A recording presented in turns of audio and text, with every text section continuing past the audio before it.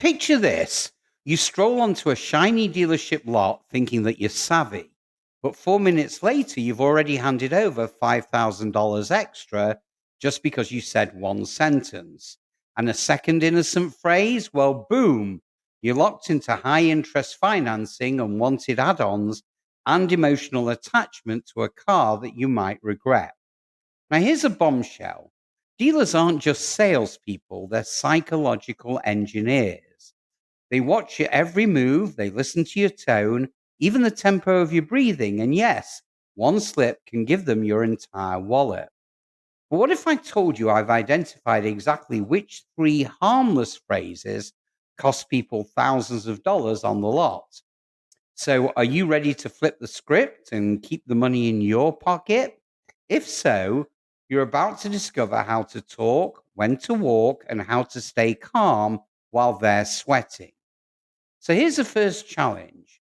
What's the one question you absolutely should never, ever answer at all? Now, I'll give you the answer in just a few minutes when we talk about that sneaky trade in trap.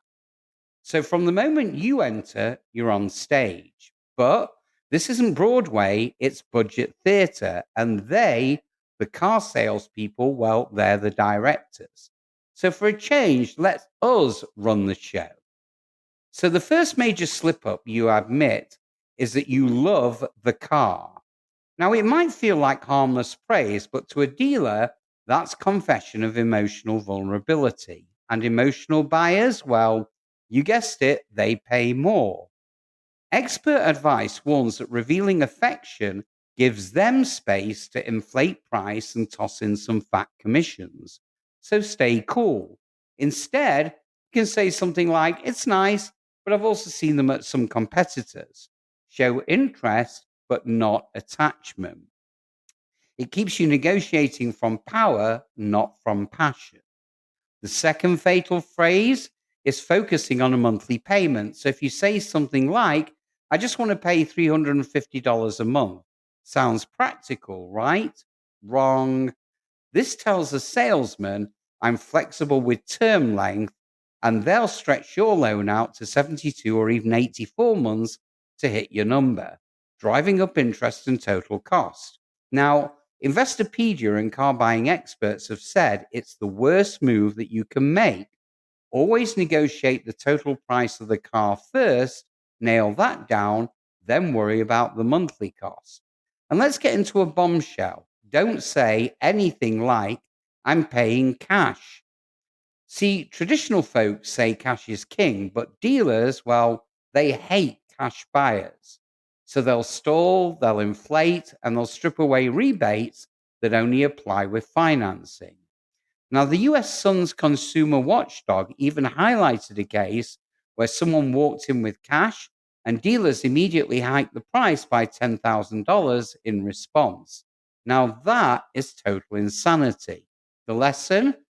Keep your financial methods under wraps until after the vehicle price is settled. So, if you're enjoying this video, welcome to the Financial Freedom Network, the channel that exposes the truth behind your money, your credit, and your future. So if you care about keeping more of your hard earned cash, boosting your credit score, and staying ahead of that financial curve, just smash that like button and subscribe right now. So trust me, every video that we release could very well change the way that you live. So buckle up because this one's no exception. So let's dive a little bit further. So to go deeper, let's look at what else to avoid. So trap number 4 is by saying, what's my trade worth? Now, asking early telegraphs that you care about your old car's resale instead of the out of the door cost of the new one. Edmunds, CarMax, Carvana, they all say research first, mention later. If you say it too soon, they'll lowball your trade to make the new price seem sweeter.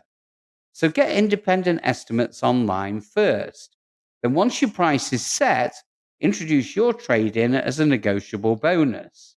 On to trap number 5. My lease is up or my old car died. Now, that screams absolutely urgent, and urgency gets exploited by these salespeople. The Reddit car pros call this showing blood in the water. And one user plainly said, definitely don't walk in and say, I just totaled my car on Friday and I desperately need something to get to work on Monday. Let them know you're shopping, but never let them see the desperation. Next up, trap 6. Is that your best price? Now, that is the most innocuous sounding question, yet it's dealer code for let me weasel out of specifics. They'll deflect with that's the factory MSRP if you don't finance, or we already gave you our best. So you need to anchor with a number. Cite your research. Say, I've seen this go out of the door for X amount of dollars. Can you match that? Now they have a target and they'll negotiate around it. Next, on to trap number 7, hidden add ons.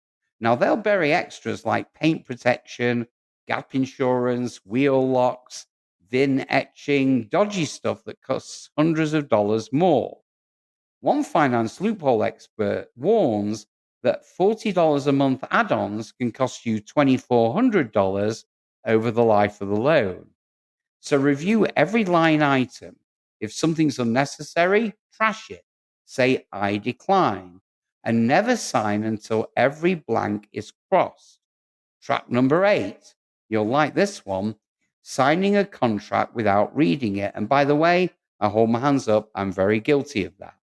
Now, one Reddit reader suggests take the contract, read it thoroughly, then return. Now, dealers hate that, but transparency is your friend. You control your teeth, your terms, and your time. Trap number 9, being indecisive or flaky. Now, dealers hate flipping cold leads. So you want to act like a polished, steady negotiator, not a fence hanger. That gives them respect and sometimes a better deal because they won't write you off as a tire kicker or ask the finance manager for some bullshit markup. Now we get to the ultimate weapon, walking away. And by the way, walking away is not a weakness, it's a power. Smart buyers stage a bluff, get terms in writing, then say, let me sleep on it, and leave 90% of the time. The dealer will call you tomorrow with a sweeter deal. And if not, well, there's always another lot or another dealer within miles. Finance professionals always back this up, and Reddit users confirm it's golden. One buyer said, take the contract and read it later. Dealerships get annoyed, but you should at no point feel rushed or pressured. Use that time, sleep on it, compare offers, then strike. So to sum up, here's your final checklist. Are you ready? Don't reveal emotion, especially love of the car. Never talk monthly payments. Focus on total price. Keep your cash and your card method hidden until later. Research trade-ins separately. Bring it up last. Number 5, don't show urgency. 6, be specific about price, anchored with research numbers. Number 7, decline unnecessary add ons. Number 8, read every single line, don't sign blind. Number 9, be decisive but ready to walk. And remember, walking away is your ace. If you feel rushed, pressured, or you see corners being cut, you leave. Let them chase you for a change. That's when you win. Excuse me. Okay. Now I want you to drop in the comments. Have you ever said one of these phrases and paid for it later? Or maybe you already use a walkaway bluff that backfired or succeeded in a really big way. Let's turn this into a fortress for car buying know how.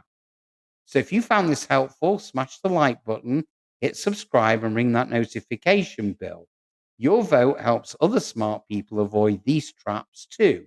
And once again, thanks for watching. Never say things at a car dealership. And remember, your money, your rules. I'll see you on the next one.